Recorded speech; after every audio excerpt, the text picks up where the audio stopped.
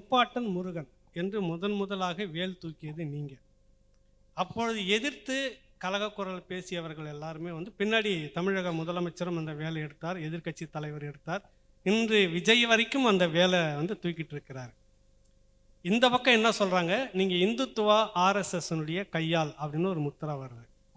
மறுபக்கம் உங்களை என்ன சொல்ல வராங்க, அவர் ஒரு கிறித்துவர் சைமன், அவர் ஒரு கிறித்துவ ஏஜென்ட்னுடைய வேலையை செய்கிறார் அப்படின்னு இந்த பக்கம் ஒரு பிரச்சாரம் அதே இந்துத்துவா தரப்பில் பேசுகிறாங்க. இந்த ரெண்டு பிரச்சாரத்தையும் நீங்கள் இப்போ எப்படி பார்க்குறீங்க? இல்லை, முதல்ல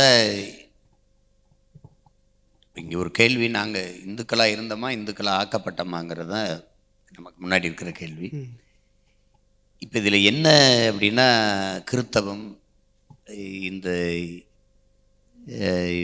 இஸ்லாம், இதெல்லாமே இந்த நிலத்துக்கு வர்றதுக்கு முன்னாடி நாங்கள் யாருங்கிற ஒரு கேள்வி வேர் தேடி பயணிக்கிற எந்த ஒரு மகனுக்கும் இருக்கும். வரலாற்றின் வழியில் நடந்து வர்ற எவனுக்கும் இருக்கும். ஒரு தேடல் இருக்கும், இது நான் யார் அப்படின்னு இருக்கும். இப்போ இறைமகன் இயேசு பிறந்தே இப்போ 2000 ஆண்டுன்னு வச்சுக்கிறோமே. இப்போ அவர் பிறக்கிறதுக்கு முன்னாடியே என்னுடைய தொல்காப்பியம் இருக்குது. அவங்களுக்கு அவர் பிறந்து 500 ஆண்டுகளுக்கு பிறகு ஆங்கிலம் வருது. ஆனால் அதுக்கு முன்னாடி 500 ஆண்டுகளுக்கு முன்னாடி என்னோட தொல்காப்பியம் இருக்குது. அப்போ எழுதப்பட்டதெல்லாம் இருக்குது. அப்போ எனக்கு ஒரு சமயம் இருந்திருக்கும்ல, அது என்னன்னு இருக்கு.